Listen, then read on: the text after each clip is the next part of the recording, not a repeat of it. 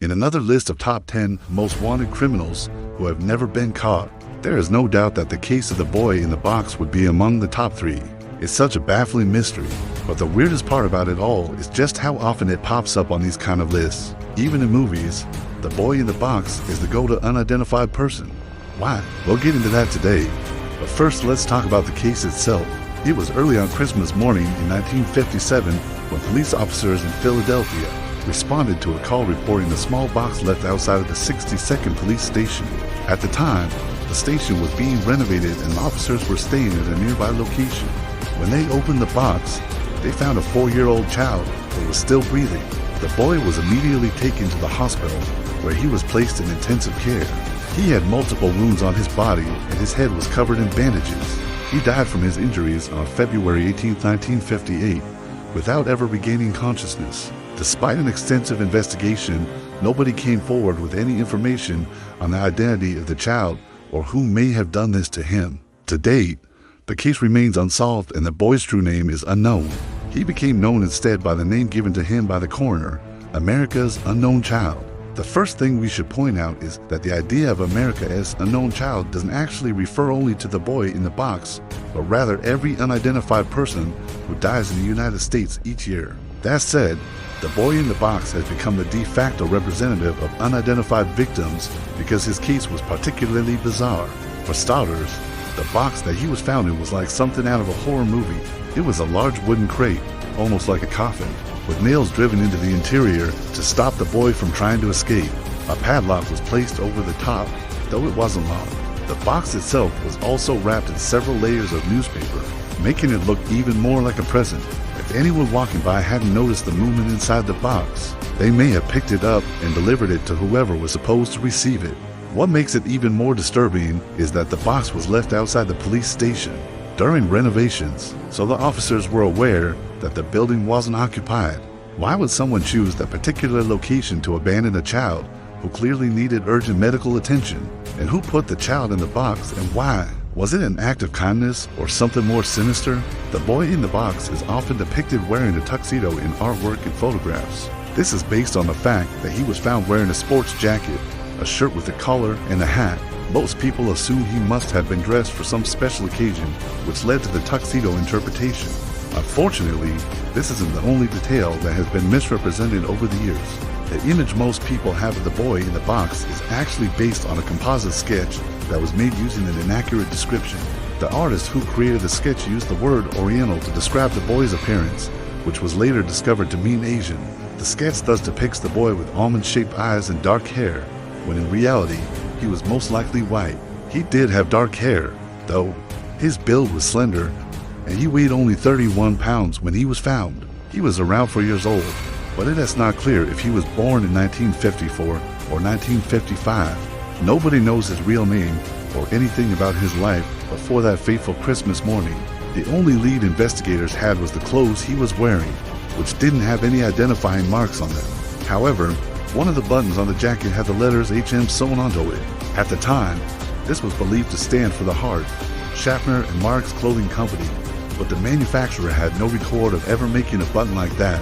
In 2019, a man named Lawrence Farrell came forward and claimed that the button actually stood for Half Moon Shirts, a company his father started in the 1930s. He said the shirts were sold exclusively in the Philadelphia area, but no one seems to remember them. Unfortunately, Mr. Farrell waited 64 years to come forward with this information, and by then it was too late to do anything about it.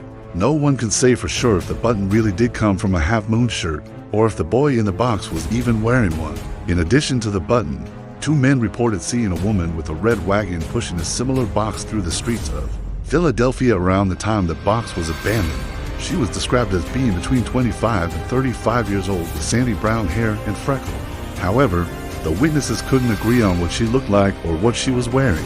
This could possibly indicate that the women had seen the child's mother, though it's hard to say considering the sketchy details and lack of a positive identification. There are dozens of theories surrounding the boy in the box case, but none of them have been proven. There are no suspects, and there is no evidence that police have managed to collect over the past 65 years. Considering the length of time and the limited amount of information available, chances are the case will never be solved. That might be why the boy in the box keeps showing up in things like top 10 unsolved mysteries lists. The case is so well known that it's practically synonymous with the term unidentified victim. That's not surprising given the bizarre circumstances of the crime and the age of the victim. There are several other cases involving unidentified children, but they don't have the same impact as the boy in the box. Some of that has to do with the marketing of the story, but some of it is definitely due to the lasting effects of the case. When thinking of the boy in the box, most people picture a happy ending. That's not the case, of course, but it is easy to imagine a scenario where the perpetrator is brought to justice and the boy gets the peace he deserves. Unfortunately, the chances of that happening now are slim to none. There are just too many unknowns. Some people have gone so far as to claim the boy in the box is a government experiment gone wrong, the victim of alien abduction, or even a spirit who haunts the city of brotherly love. None of those theories seem very likely to me, but stranger things have happened. For example, there is a girl who went missing in 1976. Her name is Asha Degree. She was last seen getting into a blue van, after which she vanished without a trace. For years, Asha's mother believed she was alive and being held against her will somewhere. She even released several tapes where she pleaded for her daughter to get in touch. In 2019, Asha's remains were found in a wooded area near the South Carolina-Georgia state line. Investigators believe she was killed shortly after she disappeared, which means she was only 9 years old when she died. The person responsible has never been identified. That's not the only strange case of a missing child. There was a boy named Tim McLean who disappeared from a mall parking lot in 1981. His mother, who was 8 months pregnant at the time, was in the middle of loading groceries into their car when someone took Tim and drove off. He was never seen again. Just 2 years ago, Tim's sister came forward with new information. She said their mother had told her a horrifying story about Tim's disappearance, claiming that she had been carrying twins. According to the story, after she loaded the groceries into the car, she turned back to grab something from the shopping cart when she saw a man reaching into the back seat to grab Tim. Their mother tried to grab the boy, but she was delayed. The man drove off and she was left holding only Tim's teddy bear. Police searched the family's house and found nothing that connected Tim to the murder. In 2021, however, forensic teams discovered the body of a young boy in a shallow grave in British Columbia. DNA testing confirmed it was Tim McLean, but the circumstances surrounding his death remain a mystery. You might be wondering why I am going into such great detail about these cases when the subject of this channel is supposedly cryptozoology. The reason I bring them up is to make a comparison with the way they've been handled versus the boy in the box. These cases received little media attention over the years. Unlike the unidentified child, whose face has been plastered across magazine covers and TV screens, people might not know who Tim McLean is or what happened to Asha Degree, but they will always know the story of the boy in the box. The boy in the box case has been featured on every major network, along with several documentaries. There are books, podcasts, and websites dedicated to finding out the truth. It's been a staple of local Philadelphia lore since the day the boy died. Given all this exposure, you might think the case would have been solved by now.